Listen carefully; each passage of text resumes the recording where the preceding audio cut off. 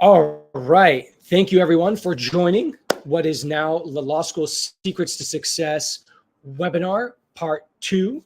What we're going to basically be doing today is covering a lot of very, very important ground. In the beginning, I want to quickly give you an idea of kind of where, actually, I want to cover what we started last time in part 1.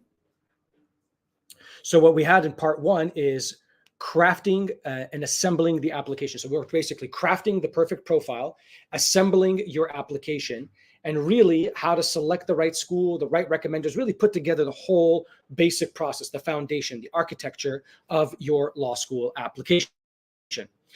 Then we covered some financial aid issues, anything that, that basically how to fund your education. And then finally, we covered some of the main processes of the application, including the addendum and the resume. So we covered a lot in part 1, and you are very fortunate because we don't usually put this up online, but this time we put it up on YouTube. So you're going to be able to find that first part webinar. It's still on YouTube. We're going to keep it up for about another week for you.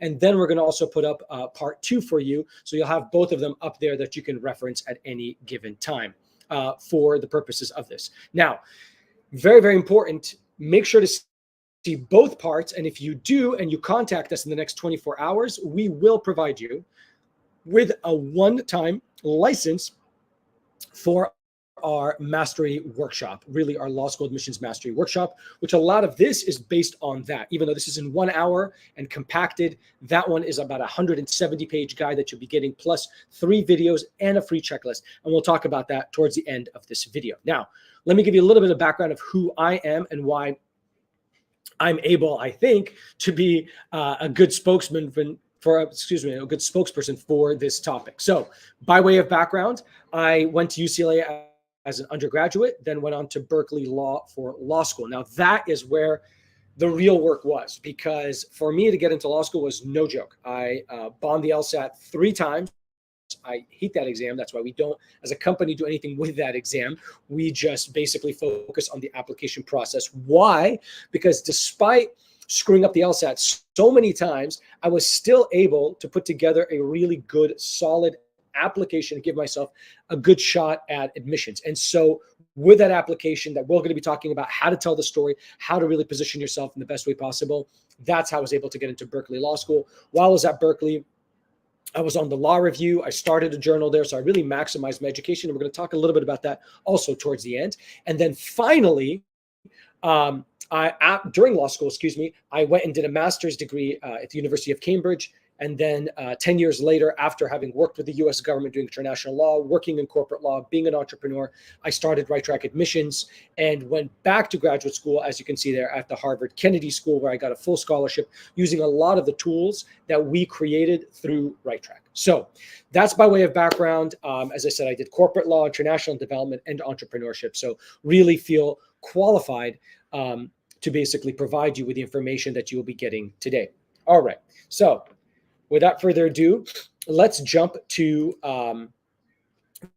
the most important part of what we're going to be covering over the course of today. And that is essentially how to tell your story, how to tell the perfect story. We spoke about in part 1 about how you could effectively assemble all the information and create your story, the real story, the crux behind how to position yourself to be the best applicant possible, right? So we talked about having experiences in terms of hardships faced, leadership experiences, academic experiences, volunteer experiences that really harp on the 4 key concepts that law schools really want to see, right? Good scholarship, good analytical thinking, good critical writing, and the ability to work well with others, right? Strong empathy. So these are all major factors that you really want to showcase and bring out in your resume and in your essay. So now that we've also assembled all the tools, living your story, the qualities that the law schools look for, that you imbue through the course of what you've been doing in your life, right? Now you have to put it down onto paper to really shine as an applicant. Now, in doing so, you should never rush this process. It has to be done ahead of time. We are now at a time where you can start putting things together because we're still in the summer, right? But the idea is that by the beginning of the fall, you really need to start putting together and finalizing your essays so that you can put yourself in the best position possible. Because again, law schools, despite giving you a hard deadline saying something like March to submit or February to submit, in reality, it's all rolling admissions. So the sooner you get it out there, the better it is for you. All right. So let me quickly show you how to kind of think through your story. The main crux of what I want you to think about is the following. Why you? Why now? Why the law school? Or in this case, either it's a particular law school or law school in general. Okay. So remember that. Why you? Why now? Why us? Okay. Those are the three core concepts that you want to always make sure we've nailed in your essays, in your application. Okay. So given that, let's think of your life like a movie. Right? It sounds bizarre. I'm in California. I'm near Hollywood. So, that's what's on my mind. You want to be thinking about, if your essay was like a movie, what would be the opening scene? How would it start? Like, imagine in a movie, it's a car chase, right? It's something that happens to someone, an action, a profound quote that somebody reads out loud, a dialogue that you have, a situation that happens to you, right? Something that really grabs them. So how does your movie start? How does it progress, right? How does the story progress? Your story progress? How does it reach a crescendo? And then how is it resolved? And that's exactly what we're going to be covering today. I've pretty much taken the way that most movies are created, right? And then put it against the backdrop of how to write a personal statement.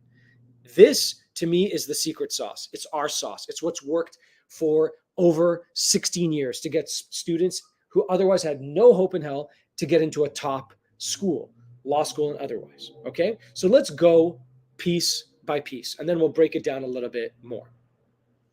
So what do we got? Action grabber, or attention grabber, or action grabber, you can say, or attention grabber. And the idea here, right, is that you want to think about, how does the story start? How do you pull in the audience? How do you engage the admissions committee? How do you start it? So I gave you some ideas. You can start it off with and I think we're going to talk about it right now, which is essentially, you can start it off.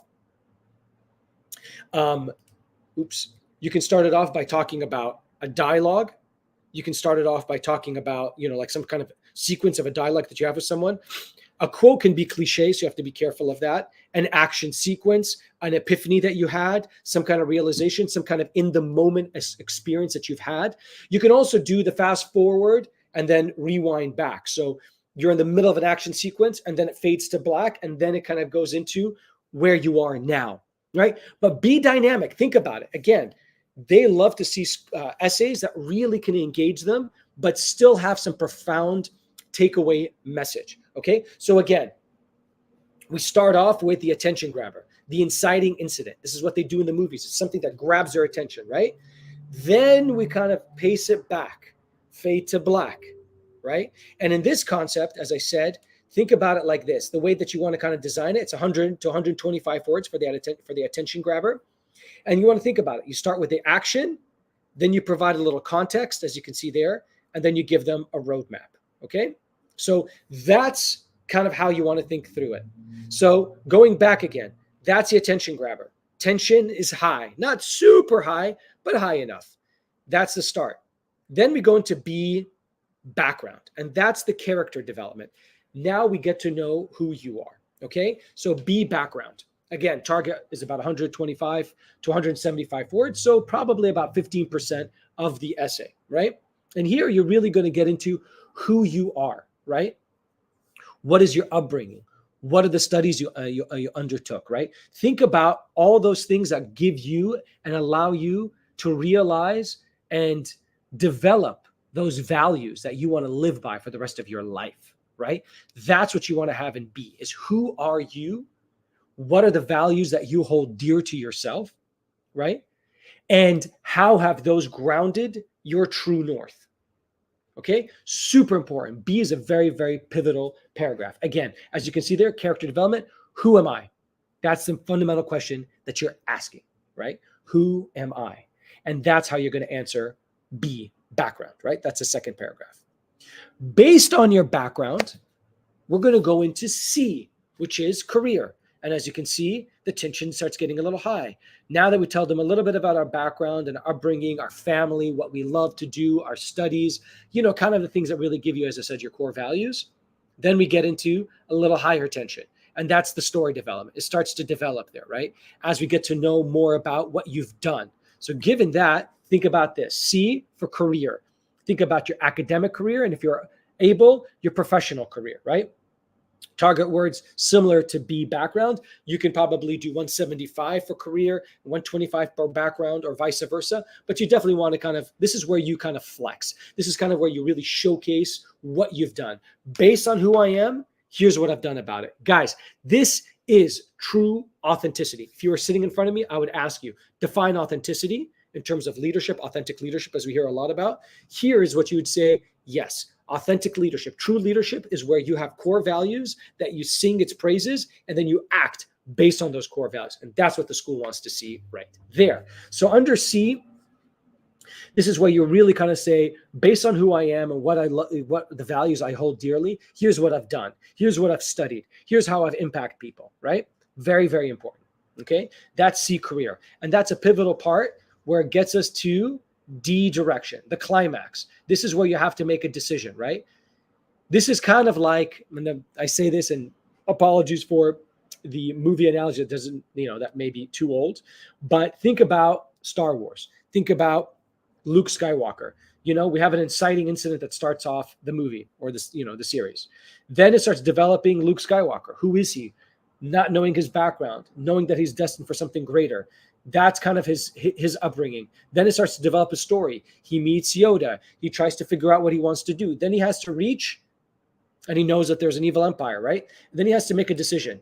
Either, he continues being a citizen, or he becomes a Jedi. And that's a decision he takes. And in your case, either you can complete undergraduate studies and go do something else, or you can continue to law school. So given what you want to do, maybe you want to do immigration law, maybe you want to do corporate law, maybe you want to do entrepreneurial law, whatever it is, right? To do what you want to do, to make the impact that you want to make, you want to go to law school. And so you're telling them, I want to do 1, 2, 3, 4. I want to change lives. I want to help immigrants. I want to, seal deals. I want to help small businesses, whatever it is, right? The idea here is you say, I want to do that. But to do that, I need a law degree, specifically at your school. And that's where E comes in, educational program, right? And that's where you see right there, it says guide, because that's where the guide comes in, right? So in here, we talked about D, direction, about 100, 125 words. It just kind of shows where you're going to go with the whole story. So it says character development. This is what I want to do. And now, in terms of the future, now we say, given what I want to do in the future, based on what I've done and who I am, I want to put all that together because I want to apply to your school to get me to where I want to go. In this case, this is the guide, is the school. In the movie analogy, it's Yoda, right? So in this case, that person, that law school is going to train you to get to where you want to go, right? Now, we've noticed a lot of schools are asking for the school-specific essay. So they want to know why our school. I'm going to help you out in both ways. If the school doesn't ask why our school, right? If the school does not ask why our school, then basically the penultimate paragraph, the second to last paragraph, the paragraph before the conclusion, that is where you're going to basically put in there why their school particular. And you're going to basically cover it using this acronym right there. As you can see, it's called CLAP. CLAP stands for community, location, academics, personal. Okay? Community, location, academics, personal. But you should write it as academics, community, location, personal. In that order, because it's probably more important that way in terms of your academics. And when you think about academics, you want to think about clinics, professors, journals, concentrations, anything that's academically oriented in that school. When it comes into community, that's when you start talking about the student journals, talk about the student organizations, the vibe on campus, diversity, international student population, maybe LLMs, whatever it is, that's the community. Location, you're going to say, look, I want to go to UCLA because I'm close to entertainment law, right? Houston, because I'm close to oil and gas. New York, NYU, because I'm close to finance, right? So you can basically flex that location aspect in terms of where you want to go down the road, and in terms of potentially where you want to practice. And then finally, the personal. And the personal is basically saying, I had a family, a relative that went there. I did this, I did that. I went to the school. I visited the campus. I know these students. I read this professor's work. That's the personal. That's what kind of gives you the little bit of a distinction between you and someone else. Okay, so that's E, educational institution, basically helping you figure out why that school in terms of your goals. And then finally, we go to F, finale, which kind of brings it all back full circle towards the end. And that's where you pretty much bring the story that you started with, the attention grabber, to the the conclusion of the essay, and what is the main takeaway. And that's why I kind of had this thing here. It says, what's the hook? What's the main takeaway message you want to have, right? And think about the TED Talks. Oftentimes, if you listen to a TED Talk that's like, 12, 15, 18 minutes, you're not going to necessarily know, you're not going to necessarily have every student know how to stand out for, remember what you're basically going to say in 18 minutes. So what you want to have is one fundamental takeaway message that you can then really be able to take away and expound for the future. And so they need to know, I just read this person's application, but I can't remember anything about it. And that's where you made a mistake. So you have to have one fundamental. They'd be like, I remember reading this person's application. And they're the person who really want to go do 1, 2, and 3. They're the person that really suffered 4, 5, 6, and therefore want to do 7, 8, 9, right? So you really want to have a takeaway, a fundamental takeaway message from the whole experience. Okay, so again, A, B, C, D, E, and F. Attention grabber, background, career, direction, educational institution, and finally the finale. This to me is the secret sauce that we've been using for years with Right Track Admissions, with many, many clients from many different backgrounds, and it has worked every single time. And what's beautiful about this is that you can actually tweak it so you can also use it for your diversity statement, and you can even use it for other application essays. It's always going to be that sequence, because that's how the human mind works. It wants to see how, it wants to be drawn in. It wants to learn who you are, right? It wants to essentially, know where what you've done in your life, what direction you want to go, how you're going to get there, and bringing the whole story back to the beginning. Okay. All right. We seem to have a question here that says, are there specific topics or themes that I should avoid in my personal statement? Yeah. So the idea is that there are a couple that I'll give you that are do not do's. Let me do that. Let me give you kind of how to think of it that way. Do not use a lot of those cliche topics that everybody uses that has really no semblance in terms of why law school. You're just kind of throwing things out there. Cry me a river. I went through a lot in my life, but I don't know why I want to go to law school. I just want you to know my story. That's not going to work. So you want to avoid just telling people anything about your life and not tying it to what direction you're going. Because remember, the personal statement is, why do you want to go to law school? The diversity statement is, how are you going to add to the law school, right? So in this case, what you don't want to have is essentially an essay that talks about, your background and so forth, and do not draw any inference to why law school, why law, why legal advocacy, why helping anything to do with law school. Otherwise, if I deleted law and I put public policy, it would work. And that is not going to work. Okay. Another factor that you really want to avoid is using the essay to talk about somebody else and not about you. It's a personal statement about you. So you don't want to spend 90% talking about your mentor, your parents, someone you love, someone you really look up to. That's very, very important. So you don't want to do that either. So just be weary of that, is that you want to avoid writing about someone else, because it takes away from them getting to really know you.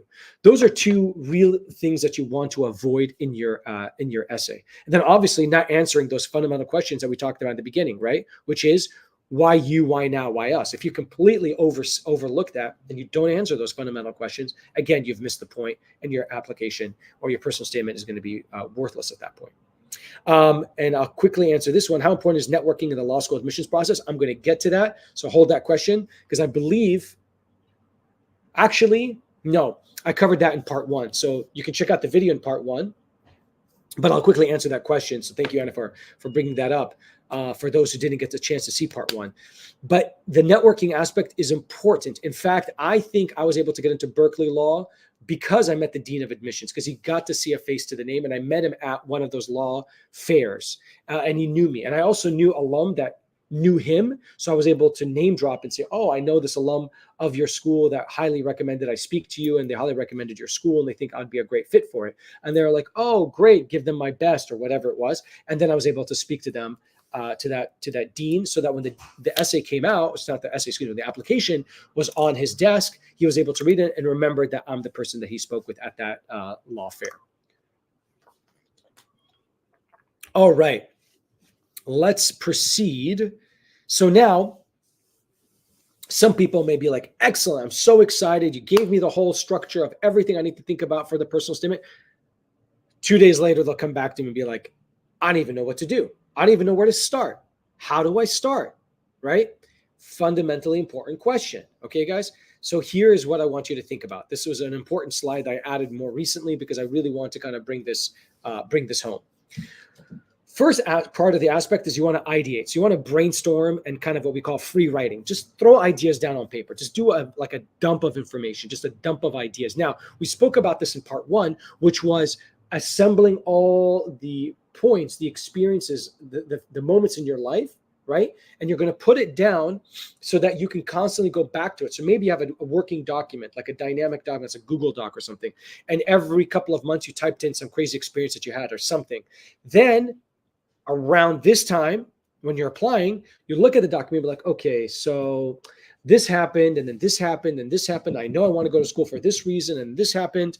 Aha, the theme could be this, plus this, plus this, and that's how we can write it out. And then in the diversity statement, we can say this, plus this, and cover that aspect. So we cover both aspects in your application, right? So first you want to do is brainstorm and just ideate, just kind of free write and do a data dump of information on a document. Then pick out the ideas that make the most sense for the different parts of your application, the addendum, the resume, the personal statement, the diversity statement, the school-specific essay, all of that. For the personal statement, this is how I would do it. I would, if you want to cheat, just write A, B, C, D, E, F. That's it. And on each one, you're going to write bullet points, right? In terms of drafting, bullet points of the main things you want to cover. They don't have to be fleshed out pure sentences. Just start them off with bullet points. So under attention grabber, bullet point 1, start with that experience I had driving the car and crashing. Part 2, bullet point 2, speaking with a police officer and realizing I don't know my rights. Part 3, and ending up in jail, and 1, 2, 3, 4. Part 4, how this really informed me, or bullet point 4, how this informed me about law school, right? Boom, just write the bullet points out underneath A. Now B, you'd write, okay, B, background. So then you go through and put the bullet points about your background. C, career. Okay, I know I want to flex this thing I had, this experience I had, that experience I had, put it all there, right? So put that under C, then D, then E and F, and do the same thing, just bullets. Make those bullets into sentences then, right? Actual real sentences. Then delete the bullet points and just put the sentences together. You're going to realize that things are not congruent. So then you have to put individual or in between sentences, kind of like if you put bricks, you've got to put cement to kind of really stabilize it, right? So now you've kind of created a wall, a tapestry of sorts of the information, but now it needs to link up together. So now what you do is you delete the A, B, C, D, E, F. Now you've got paragraphs. Now you make sure there's topic headers and it flows from one part to the next, and you're perfect. You're good to go. That's how you could start writing the process. Now, once you've written it, as you can see right there, what we try to also encourage people to do if they're doing this on their own is find someone that can give you a second opinion. Those people should be 2 to 3 people, typically a mentor that knows you well, what you want to do, someone who knows the admissions process for law school, and somebody who's a great writer that can read your essay and provide you with feedback. Okay? And then remember, like I said, you have other essays. The diversity statement, which is about how you're going to add value to the school. So you don't have to shove everything under the personal statement. You can have them under the diversity statement. Why our school essay? So you can pop some things in there, or that school-specific essays, because some schools actually ask you specific essays that are sometimes very short, 50 words, 100 words, and so forth. So you can piece the information, put it in all those different places. Okay. Now, I do want to make a note right here, which is about AI. Okay. There's a lot of people who have been saying, oh, well, can we use AI to do our essays? I think it's fairly obvious. And if you've used ChatGPT or any of these resources, the writing quality is horrible. It's just vanilla, just very blah material that you can almost immediately tell is AI. And if you can't immediately tell it's AI, then they would use, GPT-0, which is a software program that schools have the rights to use, to be able to see what was written by ChatGPT or by any AI tool and what was written by a human. Now, why do I tell you that? Because I think you could use ChatGPT to ideate. I do. In fact, for some of these slides, I ideated using ChatGPT, right? I would just be like, tell me the top reasons to go to law school. I know maybe 4 of them, but maybe there's 1 or 2 I'm missing. So I would use ChatGPT. I'm like, oh, that's a good idea. And then I would reword and put it into my own words and my own thought processes, right? I do that quite often for a lot of things. But I wouldn't sit there and have it draft everything for me. Because if you do, you can almost imagine another person is going to have an essay very similar to yours, and another person, because it's all, even if you input different variables, like, well, I was born here and this other person wasn't, it's still going to pop out the same style and content. And they'll read it from a mile away. And I can guarantee you there is nothing, okay? There is nothing smart about using ChatGPT, unlike writing something. Writing something takes intellect, it takes time, it takes vulnerability. Using ChatGPT doesn't. If you're a good prompt engineer, I guess, just type in a prompt and it will write it for you. And then there's really not much. Okay, so you can tweak it a little bit. You can move it from one AI tool to another AI tool. In the end of the day, it doesn't show intellect or resourcefulness to the degree that the law schools are going to want to see. So I would highly avoid it for drafting anything and editing anything. I would use it, though, for ideating, brainstorming in general terms. Okay. And again, you know that the schools do have access to things like GPT-0 and other software that can tell. All right. And let me know if there's any questions on this, because this is something that I've been definitely investigating. And I don't think any school has a, magic bullet about how they're dealing with AI. All right. Now, given all that I just told you of how to write the essay, and I want to tell you that it works, I kind of want it to be a little bit more personal. And this is a client that we worked with a number of years ago. And I'll read it to you in case it's too small for your screen. It says, so in my first year of law school, I was chosen as a spotlight article. That decision is based on the personal statements. That means I had the best personal statement in the top 30 law school with a graduating class of over 170. The crazy part about that is I ended up doing disability law and will be consulting on National Disability Project because we wrote the personal statement about disability law. That statement became my narrative. Grateful to you for helping me tell it right. Okay. This, I think, is a very, very impactful and important response, because that's exactly what we did. Going through the essay process, the personal essay process, is cathartic. It really allows you and forces you to dig so deep into the process of thinking about yourself. Why law? Why now? Right? And if you do it right, it becomes almost like a roadmap for you, a way of guiding you, a true north, right? To think through why you're doing it. Every time you kind of fail at law school or you have hardships, you should almost look back at your personal statement and be like, that's why I was doing it. So remember, it's not just something that you kind of want to do quickly and just kind of half-ass. You really, really want to spend time on your personal statement, your application. I spent about 3-4 months. I pretty much started now, 20 plus years ago, in July. And I drafted and edited. And by September, I felt good about it. And by October, I was ready to submit. So that's just something that you want to be thinking about in terms of timeline. All right. Now, once you've completed your personal statement, your diversity statement, once you've completed your addendum and your resume and put everything together, once you've got your letters of recommendation, here's what you should be thinking about in terms of submitting your application. All right. Actually, let me quickly see if I can answer another question, because I want to kind of keep it in real time. What advice do you have for someone who needs to reapply to law school? Okay. Daniel, I'm going to ask you to hold that thought, because I want to quickly finish the submissions, and then I want to get back to you, because that's a really important question, because there's definitely more than enough people that have come to us who've had to reapply, because there's questions like, should I submit the same materials? Should I get new letters of recommendation? Should I apply earlier? Should I retake the LSAT? There's a bunch of factors that you want to think about, and I'll let you know about that momentarily. So hold that thought. So pre-submission. In terms of pre-submission, basically you've got all your material put together. I want you to proofread. There should be no mistakes in your application. Absolutely bulletproof. I swear to you. I had a client. What the hell am I talking about? It was me. I remember this. Actually, it happened because it happened to a client and it happened to me. I had made mistakes. I think it was in my diversity statement, and I was so ashamed of it that I literally contacted the school almost right after I submitted the application, asked them to pull up my diversity statement and then send them the new one with the edits, because I had read it so many times. I had just somehow overlooked these couple of words that I had made mistakes on.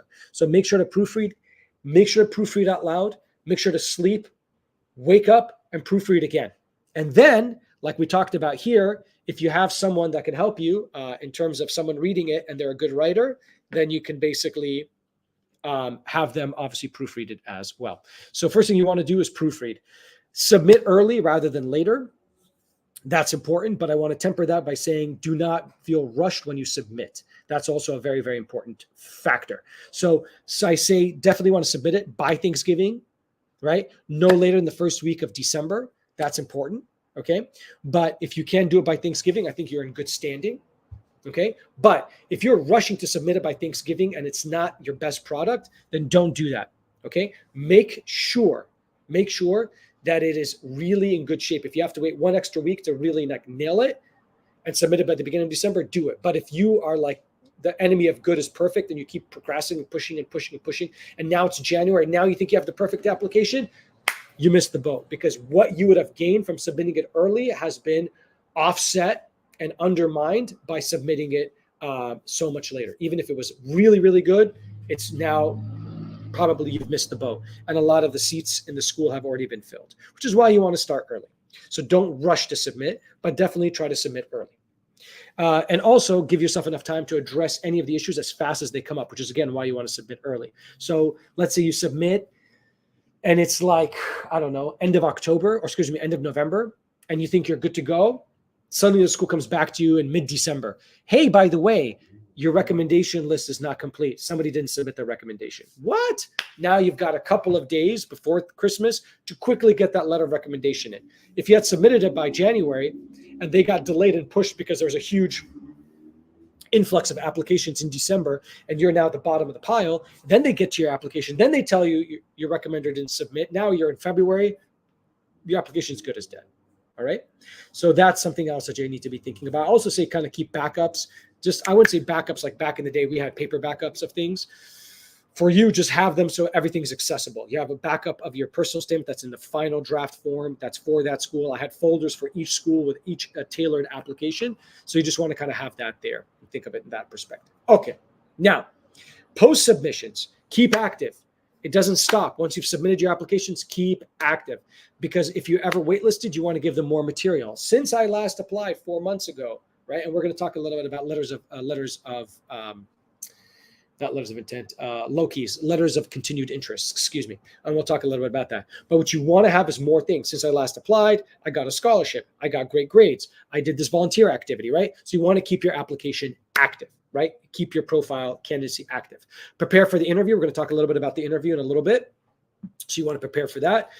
Again, your grades, you want to do well, because some schools, you may want to submit your grades in like January based on your fall semester grades. And if you really rock the party and your addendum says, I screwed up the LSAT, but I've done progressively well in school. And oh, by the way, check out my grades in December. And then your grades come out in December. And then, you submit your grades to them and it shows that you've been doing up, better. That's going to be very, very helpful to show them that you have the right intellectual approach to really offset an otherwise poor GPA or a poor LSAT score. And then get ready to follow up, because if you submit and you're not here back by April or May, then you really want to be ready to start following up with the schools and saying, hey, listen, I've heard back from these 5 schools. I haven't heard back from you. You're one of my top choices, and I really want to go to your school. Okay. All right. Let me answer, Dan, your question. So let's say now you want to reapply to schools. So if you want to reapply to schools, I want you to think about this. I would not use the same personal statement. In fact, the first thing I would do, if you can, let's say you really had a school that you want to get into, I would see if they're willing to meet with you. Okay, I would be interested to see if they would meet with you, and you can ask them why you didn't get accepted, or if there's any advice. Usually, it's not why didn't you. You don't want to attack them. Just say, look, any advice on how I could have done better, or what I could do better, and see what they say, and then you can act on it. And then you can use that in your application, saying, I met with this person, they recommended X, and I've done X to show you how much I care about your school. So I would go to the school or talk to someone in admissions and see if they're willing to kind of open their doors and speak to you. If they're not, then there's other things that you can be doing. First of all, I would revisit the personal statement and tweak it. Don't change it and be like, last year I wanted to do intellectual property law. Now I want to do bankruptcy. And my whole world's changed because I really want to get into your school. No, if you're still keen on IP, go with IP, but just kind of add to it, especially what you've done since, to kind of really show how great of a candidate you are. Okay, so I would make tweaks to it. I wouldn't change the whole theme unless the whole theme was completely screwed up and you recognize it was screwed up and then you want to do a better theme. Okay, I would check and just do a gut check to see where the recommendation's the best you can get. If there's somebody else that you think you can get a better recommendation, then get a better recommendation. But whatever you do, go back to all your recommenders and ask them to resubmit your recommendations with new dates, because you want to show that it's not a year old, but that it's up to date. Okay. The other thing I would do is if you could take the LSAT again, or the GRE this time, or vice versa, and you know that wasn't, that may be the reason you didn't do well, maybe you retake the exam, and then you can show the school, I've retaken the exam since I last applied. I've gotten a better score. This I want to show to you because I really care about your school and I wanted to get a better score because I was that committed to going to your school. So again, new recommendation potentially, new LSAT or GRE score potentially, updating your personal statement, maybe even your diversity statement if possible, definitely updating your resume, keeping yourself active, and really giving yourself like more experiences to really kind of lean on that you can then talk to the school about that you've been doing. So if you get rejected, let's say in May, and you plan to reapply in October, you definitely want to be active between May, June, July, August, September, and October so that you can showcase what you've been doing differently that makes them more excited about your application. And sometimes it's not your grade. Sometimes it's not your LSAT. Sometimes it's just oversubscribed to that school, right? They may have a ton of Latinos applying who are male, who are just graduating college for whatever reason, and now they have to choose between a couple people because they want to kind of keep the school class diverse with a certain group of people from different age groups, different backgrounds, different genders, different intentions. And so last year may be very impacted in terms of your background, your profile, and this year may be better. So you never know, but you definitely want to, cast a wide net and give yourself the best option. Great question. And then in the guidebook that I created, I definitely have a whole section about not just reapplying to law school, but also about transferring law schools, because you can also go to a lower tier law school and then transfer to a better law school. All right. Let's quickly talk about the law school interview process. I prepared something called the 6 Ps there. I love them, and it works really, really well. So just kind of let's quickly go through them one by one. And let me quickly tell you, I probably should have put this in the slide, but it's definitely in the book. I write about this a ton in the book. But there's more and more law schools are doing interviews, which I love. I think it's great because given how much we need to double down and over-index on EQ over IQ, especially the way the world is going with automation and AI. We're going to talk a little bit about that. I think who you are as a person, your integrity, your empathy, and all that kind of stuff, I think it's super important to be able to really express yourself and show how strong you are as a communicator. And in this case, the law school interview is a great way of doing that. And a lot of schools are doing, especially the top schools. Okay. So kind of going through that, let's kind of go through them one by one. First is prepared. We're going to dig into that a little bit. Presentable. So the way that you dress, the way you showcase yourself, you don't necessarily want to come in like, a t-shirt, like maybe this, something you want to have something like maybe a dress shirt with a jacket, maybe a dress shirt with a tie. Maybe that's a little overkill, but definitely want to be presentable, right? If a woman, it's a blouse, it's something that's not too over the top, not too peacocking, but something that's nice that, that looks professional. And I would say somewhere between business casual and business, something there when you do the interview. Okay, be punctual. So you want to check all your equipment, make sure everything's working perfectly. There's no issues, no problems. You're on time. You've already logged in if it's a video interview a couple of minutes ahead of time, so that you're locked and loaded. You've tested all your stuff, right? And if it's in person, you definitely want to get there 10, 15, 20 minutes in advance, so that you're not coming in a hot mess, all sweaty, and completely disheveled for the interview. In the interview, you want to be professional, right? So in here, you want to not be using slang and being kind of, I mean, you can be yourself, but don't use slang, don't use profanity, things like that may throw them off, right? You want them to focus on you, not just kind of like some of the words you use, right? Be personable, obviously. So even when you're being professional, be personable, get the kind of balance between the two, because you want to make eye contact with them. You want to kind of get to know them. You want to kind of connect with them, because they're the ones who are going to go to bat and go to bat for you. And so you want to make sure that you have that connection. And then I say be polite. And polite basically means make sure that you send them an email at the end, thanking them for their time. Maybe try to recall something that you said during the course of the interview that essentially allows them to remember you particularly, and they can at least feel warm and fuzzy that you cared enough to write back a thank you. And I think for me, I can tell you more often than not, I've hired people in different roles and functions because they bother to send a follow-up email thanking me for their time and so forth. Okay. Now, quickly for the prepared, I want to quickly go through this. In terms of preparing for the interview, I want you to think about it in these 3 buckets. Know yourself, know your school, know your interviewer. And by the way, again, in the book and in the corresponding videos, I have a whole section on the interview and breaks this down really in depth.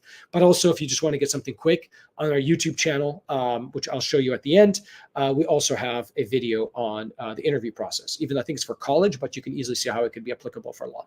Anyway, it uses the same paradigm again of know yourself, know your school, know your interviewer. And this is kind of how I want you to think about it. So you want to, for know yourself, you want to look at your resume, look at your application, look at your essays, make sure that you've kind of gone through that and know your background, know why you want to apply to law school, really be on point with that, right? So know everything about what you submitted so that you're not caught off guard. They're like, oh, I saw on your resume 1, 2, and 3. They're going to be like, oh, I can't remember putting that in there, right? So you want to make sure that you have all of that ready, right? Know your school. You want to know about their clinics, their professors, their concentrations, some of their courses, what are they known for, their reputation, what makes them stand out, what makes them unique, right? So each one of those you want to basically drill down. And that's where you're going to get that kind of school-specific essay. So here's really you're going to know the school. And you're going to see, because they're going to ask you questions about yourself. And they're going to ask you questions, why us? Remember, why you, why us, why now? And then finally, know your interviewer. And that's super important. I think people just take that for granted. When I say know your interviewer, I mean, are they faculty? Are they alum? Are they staff? If they're alum, you can ask questions like, and that's really what you're doing. Know your interview. You want to come up with a series of questions. So if it's an alum, you want to ask them questions like, what do you regret from school? What do you wish you could have done differently? How does did the school meet your expectations? Those kind of questions, right? Those are super important for the process. So essentially, you want to think through those type of questions, and they're not generic. Really want to dig in and get the interviewer to speak. If it's a staff member, tell them, like what makes your school unique. Why did you choose to work here as a staff member versus other schools? How have what are some of the deficiencies of the school? Have you guys, worked on it, and so forth. And then for the faculty, then you can just ask them about like what are their areas, what are the areas they work on, if you don't know that. And that's also important. If you get a bio about the person, then you want to read about it and then just kind of gear your questions towards that person as well. But if they're faculty, you can ask them about their research, how they connect to students, student to faculty ratio, what makes the students here stand out, what makes the faculty stand out, all that kind of stuff. But it's information you actually want to ask them so you know the school better. Okay, so those are the ways I would kind of think about each of those questions. And you can also prepare by looking at past interview questions as well and speaking to alum, speaking to present students. And as I said, prepare in terms of constantly think about it. Be in front of a camera, be in front of a mirror, be in front of a friend, have them ask you questions, you respond so that you can feel very comfortable in the process. All right. Now, you have 3 options. Either you got denied, you got deferred or waitlisted, or you got accepted. If you got denied, you can do a letter of appeal, but typically only happens if there's a clerical error. Like they say, sorry, you didn't submit your letters of recommendation. And you say, actually, I did, and here's the receipt. And then they're going to be like, oops, our bad. And then they probably would evaluate your application, right? So it really is rare, but it only happens typically with clerical errors. Deferred usually happens if you apply in one of those three big areas, which I think I have. No, it's in the book. So these are the areas. So you either apply early action, early decision, or regular admission, right? So with early action, it's not binding, and if you apply early enough, you get a little bit of a leg up. And if you get rejected, then you can get deferred and you can get reevaluated in the regular admission cycle, right? If you apply early decision, that is binding. What's beautiful about that is if you really love the school and it's early decision, some schools give you full funding. So I think that's an important factor to think about. I think Boston College does this. UCLA does this. I think, I'm confident about those two. But more and more schools are doing that, saying, hey, listen, if you're basically pulling the trigger and we're the only school that you're willing to apply to, then you know what? We're going to basically provide you with a decision by November, December. And if we accept you, you're going to get full funding. Because if a school doesn't do that and you apply early decision and you get accepted and you don't get financial aid and you had also applied at the same time to some other schools, you can't go to those other schools and you can't even negotiate your financial aid. You're stuck to go to that school that admitted you because that's a binding decision. All right. So just something to think about in terms of deferment. In terms of wait lists, that's where you would find out somewhere around March, April, and May. And that's where you write a letter of continued interest. And the letter of continued interest is two major parts. What have you done since you last applied? So if it's by May and you applied in October, that's 7 months. So you can talk about the grades you've achieved. If you're working, any promotions, volunteer activities, things like that. And then the second part of it is why that school. So maybe you say, I visited the campus this time. I spoke with the dean. I spoke with these students. I visited this law fair, X, Y, Z, and D. That really makes you stand out as an applicant and showcases why you care about that school more than anyone else. Okay. That's a letter of continued interest. Again, the guidebook has a huge section on that as well. And then now your third option is that you got accepted. So either you got denied, you got waitlisted, or you got accepted. And if you got accepted, don't jump and just say yes, yes, yes, even if it's Harvard or Yale or Stanford. You want to make sure that it's at the right academic fit. The reputation of the school aligns with what you're looking for. And I have a bunch of things which are essentially I talked about in the first webinar, which is how to select the school. Here you're going to revisit all of that, but I really highly encourage you to go visit the school this time. And whether it's virtual, but ideally in person, so that you know that this is where you're going to be spending the next 3 years of your life and you really are comfortable with that decision. Okay. How do the schools evaluate candidates? Well, here's a couple of things I want to put it out there. Again, we dig deeper into the guidebook, and I'm sorry, I'm a broken record on this, but a lot of this comes from the guidebook, so I just want to kind of quickly relay this. So I would say the most important factor, as you can see there, sadly, is still the LSAT. Right? If you crush the LSAT, I think if you get like a 175 for the LSAT and you get a 3.0 in undergrad, you'll probably have a much higher chance of getting into a top 25 law school than if you had a 3.95 and a 150 in your LSAT. So just something to think about. The LSAT is sadly paramount. But the next big part of the whole process is your grades, right? Your undergraduate grades and your any other courses that you've taken. Maybe they don't really factor in graduate school grades, but something to kind of also consider there as well. If you have graduate school grades, you can also talk about how you've improved over time, especially if it has been a long time since you applied. The next area, which is really our secret sauce, which I guess are these two areas. Oh, well, actually, all these three areas. Because that's what we have under our control, right? Your application materials, that's what we work with as Right Track, is really focused on your application materials, a personal statement, diversity statement, addendum, and resume. Obviously, the resume is there in terms of what you've done. So you really want to flesh out all the incredible experiences that you've had. So they're going to look at your resume and say, okay, this guy had this experience and this experience. If your experiences are weak in volunteer, weak in terms of extracurriculars, not many skills developed and so forth, it's going to hurt you. So you want to have a strong resume as well. And then I'd say the final part, or the second to final part, is the recommendation, how strong those are. And obviously we can provide you with guidance on that to pick the right recommenders, because that's very, very important. And then obviously the interview as well, which is probably only about 5%, makes up 5% of their decision-making process. Other things that they will look at that they really can't scream out loud, but it should be imbued in all the other aspects, is your demonstrated interest in that school, as well as your profile, right? While schools cannot officially pick candidates who are people of color and so forth specifically. But if you talk about it as an experience and how it kind of really formulated your desire to go to law and what you want to do, then it can definitely be weighed into the decision-making process. And these are the folks that actually do the decision-making process: the director of admissions, faculty and staff, and then current students at Berkeley. And in fact, current students worked with the staff and the faculty to choose some students that were eventually admitted.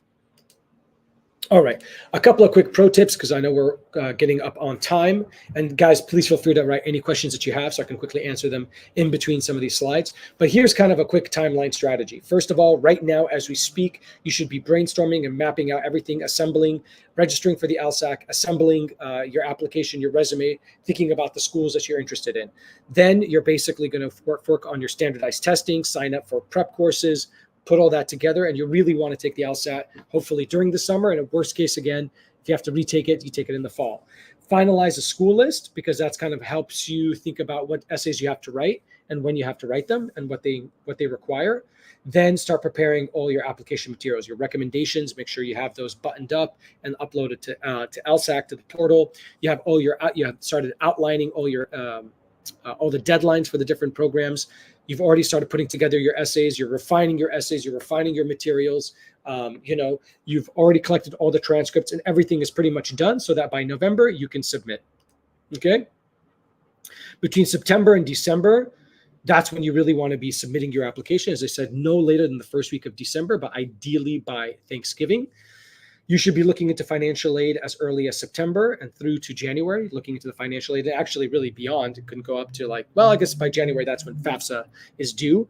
But, you should be thinking about it constantly. And if you don't get any financial aid, then you should constantly be thinking about other mechanisms as well.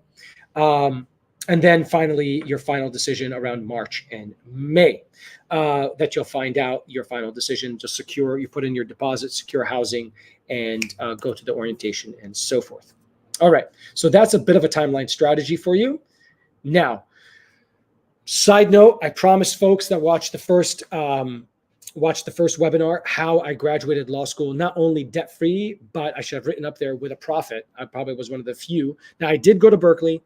It's cheaper back then, significantly cheaper than it is now, probably at least half the cost, but it still obviously added up. And here's how I did it. I taught classes. Well, first of all, what I did, I'd say, personal savings. So I saved money before I started law school. I took 2 years out and I worked at a law firm. So I saved some money. So when I started law school, I wasn't in the red and I was able to pay my rent and so forth and help out that way. As well as my family helped me with my rent payments as well. Then when I started school, I immediately was budgeting. So I was careful not to buy expensive $100, $150 books that I knew I'm never going to ever use again. And now 20 years later or 15 years later, I definitely don't use the books. So I would borrow the books from other people. So somebody took the course, I'll use theirs, I'll give them mine. You can rent them. You can borrow them from the different law journals because people kind of recycle their books. So I didn't buy all my books. I found places to stay that were cheap. So my rent was ridiculous. Now it would be I think it's probably 5x what I paid in rent when I was there. I was paying like $750 for a studio in Berkeley that was just down the street from the law school. Now it's like a fortune. So yes, it is expensive now, but you can always try to live with someone or what have you, and that will save you money down the road. The big things I did that really helped me out was the two biggest things was I taught classes on campus at Berkeley, and that really gave me some extra funding. That was very, very, very helpful. Very helpful. I got stipends because I was a TA and I was a grader. So every semester I TA'd and graded exams, and that gave me a stipend and tuition remission. So they reduced my tuition. That was probably the best thing I was able to do. And the second best thing I was able to do, and I was super lucky about it, was I ended up doing 3 summer jobs. My 1L summer, then I took a whole year out to do my master's in Cambridge. Even after my Cambridge, and even though I wasn't a law student, I was still able to get a summer out of it. And then my second year, I got a 3rd summer out of it. And that one I actually ended up splitting between 2 law firms and an NGO, and ended up having a 16-week summer. So I got paid really well. And all of that, I immediately went to pay off debt and tuition. I never used it to go wild. I just paid all my debt off. And the final thing I did was side hustles. So I anything I would get, tutoring something or working on something or whatever I could during the academic year, I would do it just to also help pay the bills. So that's how I graduated with a profit from law school. And the point I'm telling you this is not to flex and show off. It's more to tell you, even if you don't get funding, you can always find ways to help pay parts of law school. And I think that's very, very important thing to remember, that you should not go to law school because of the cost. And you shouldn't accept a school because they gave you a full ride versus a school that may be infinitely better that didn't give you a full ride, because you can always find ways to pay back your debt. All right. I'm going to quickly go through this. This is one of my favorite things. And I really talk about this as the final chapter in the law school guide, which is the main ways of succeeding in law school. I know that we're really cutting it close on time, but I do want to tell you this because this is something that's very, very important to me, and I think will help you tremendously when you start law school. First is be as social as possible. Connect with people. Take whatever time you need to really connect, because most of the jobs I've received over the course of my life have been through connections, through LinkedIn and people I know from LinkedIn that are first degree connections. So the reason I was able to do that is because I was very social on campus. I also took on a lot of leadership positions, not just that I was a confidence booster, not only because it helped me in the future when I took on leadership roles, but by doing leadership things on campus, you also get to know people better. They get to recognize you. They get to see what you're made out of, and they will then recommend you for future positions when they're in that role, right? Academics obviously is paramount. I didn't do substantially well at Berkeley. I did much better, obviously, at UCLA as an undergrad than Berkeley, but I did well enough. And I was able to get on the law review, which also helped me out as well, because I wrote a comment that got me onto the law review. I wasn't able to get on there with my academics. My academics, again, wasn't the sharpest, but it all kind of came together. And academics is something that you definitely want to pay attention to. And it's something that's very important because it can help you with getting scholarships, jobs, top law firms, clerkships, and all that kind of stuff. Summers, very, very important. Don't underestimate them. They helped me pay off all my debt, a lot of my debt, through summer jobs. So maximize each summer, 1L, 2L summers for sure. And as I said, I was fortunate to get a third summer, but I really, really maximized every summer that I had as a law student. And I would say, and I wrote this in the guidebook, the summer before law school, you want to rest up and get ready to rumble, because it's going to be tough that first year. The one after 1L summer is really where you're testing out a bunch of new things. The summer after your 2L year is really where you're going to basically try to land your offer. And then the summer after you graduate is going to be very important, because that's where you're really going to be hyper-focused on the bar exam, and then taking a little bit of time before starting. So each summer, from before you start law school to after law school, is very, very important. Finally, health, mental health, physical health. So important, because if you get those and you nail those, it's going to give you such good ways of thinking through how to nail the bar exam. Because in the bar exam, it's all about good sleep, good exercise, good mental health, as well as obviously reading nonstop and studying. But if you don't have those infrastructure, then by the time the exam comes and you get in that exam, you will have, sorry to say, brain farts, and you're going to sit there in front of the exam and not going to know what to type, and you will fail. So you really want to be well rested, and that and in a good mental state, in a good physical state, and that comes from practice throughout law school. Okay. And it's habits that I've continued well beyond law school, is in terms of mental health and physical health. Okay. I call that slashing your way through law school, and how to maximize your experience there. This slide, I'm actually going to leave it as a surprise, guys, because this is going to be the latest chapter in the legal guide that I put together, the Law School Mastery Guide. And it's a whole section I have on forward thinking for future proofing, in terms of thinking about being a lawyer in the 21st century. I feel like things have been going at hyper speed. So it's basically in the AI world, because there's so many things that are completely changing and upending the way we look at law firms and law in general. And so I'm kind of devoting a whole chapter to that in the guide that I'm finalizing this summer, and we'll have it in the guide. So look out for that. And if you already get the course, then we'll send you that chapter in addition afterwards as well. Okay. So we're going to talk about that in the interest of time, and you'll see that as a surprise when you get the guide. All right, guys, and quickly who we are. I'll leave the best for last, and I'll go through this quick, because if you're not convinced about who we are and what we do, and the background and of what we've been able to create over the years, then at least I hope this will help you. And best of luck to you. But I think it's important a little bit about us, and you'll know that we are going to be the best advocates in terms of helping you get to what school you deserve to go to and you really want to go to. Okay, so these are our core pillars: guiding, much like this, what we're doing right now, we're giving you all the main meat of everything you need to be thinking about. Story crafting, coming up with the best story that really allows you to stand out, right? Editing, once you've come up with a story, how to really maximize and put together the perfect personal statement that you're going to be drafting and we're going to be editing. And then finally, timekeeping and keeping everything together so you don't have to stress out. Because by working with us, we essentially, I think it says it right here. No, that's my team. But essentially, I'll show you quickly right here. We cut the time in half by working with us, 96% success rate. So you know by working with us, you're going to increase your chances of admission, reduce your chance of being stressed out, and double down on your creativity to have the best application possible. In terms of my experts, these are them. The girl in the top left, she's fantastic. She got into Stanford Law with a Knight Hennessy scholarship. The gentleman in the middle there, Princeton graduate, and then got into the Harvard Junior Deferral Program. And then the guy at the bottom there, awesome guy who went to NYU Law and is a lawyer in New York. So really an amazing team. We have more people there. These are just a sample of the law school experts that you would be working with. And finally, last but not least, the schools that we've gotten people into, not shocking, obviously the top law schools in America, and then some, which is obviously really very hard.